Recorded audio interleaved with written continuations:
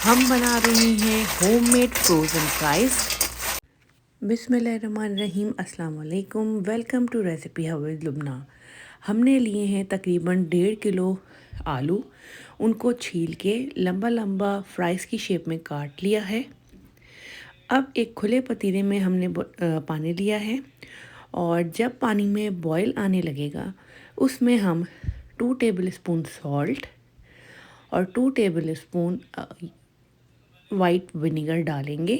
इसको अच्छे तरीके से मिक्स करेंगे। अब इस गरम पानी में जो हमने फ्राइज़ काट के रखे थे वो डालेंगे और 5 मिनट के लिए इसको हमने इसमें पकाना है on high heat. Only 5 minute इसको मिक्स करेंगे। 5 मिनट के लिए अब हम इसको हाई हीट पर छोड़ देंगे और उसके बाद हम इसे फ़ौरन छान लेंगे। 5 मिनट हो चुके हैं। अब इस स्टेज पर हम इसे छान लेंगे। आपने 5 मिनट से ज़्यादा इसको कुक नहीं करना और इसके बाद इस छन्नी में इसे जो है वो तकरीबन 5 to 7 मिनट्स के लिए छोड़ दें ताकि सारा पानी अच्छी तरह ड्रेन हो जाए। जब पानी ड्रेन हो जाएगा एक खुले बर्तन में सारे फ्राइज़ को आपने ट्रांसफ़र करना है। इस स्टेज पे भी ये थोड़े से अभी गर्म हैं। अब जो है हमने इसमें डालना है 1 कप भर के जो है वो मैदा, 1 कप भर के राइस फ्लोर और हाफ़ कप कॉर्न स्टार्च। अगर आपने कोई सीजनिंग करनी है अपनी मर्ज़ी से डालें। मैंने इसमें 1 टीस्पून पेपरिका और 1 टीस्पून ब्लैक पेपर के ऐड किए हैं। ये सारी चीज़ें करने के बाद हमने इन सारे मिक्सचर को अच्छी तरह मिक्स करना है ताकि फ्राइज़ पे जितनी भी कोटिंग है वो बहुत अच्छे तरीके से हो जाए। खूब अच्छे तरीके से इसको आपने मिक्स करना है, लेकिन इसको दबाना नहीं वरना आपके फ्राइज़ टूट जाएंगे।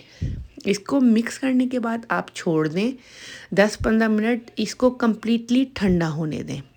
कम्प्लीटली जब ठंडा हो जाएगा फिर हम इसे एक ज़िप लॉक बैग में डालकर फ्रीज़र में रख देंगे।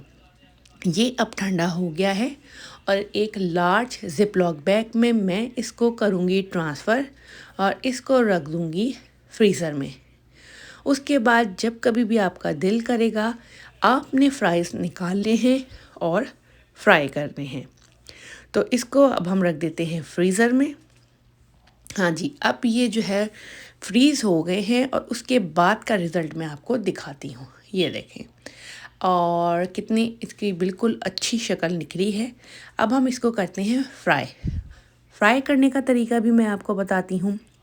ऑयल को डीप फ्राई करना है। ऑयल बहुत ज़्यादा गर्म होना चाहिए और बहुत ज़्यादा हॉट ऑयल में आपने फ़ौरन फ्रीज़र से निकाल के इसको इसमें डाल देना है और 4 से 5 मिनट के बाद इसमें चमचा चलाना है, उससे पहले नहीं।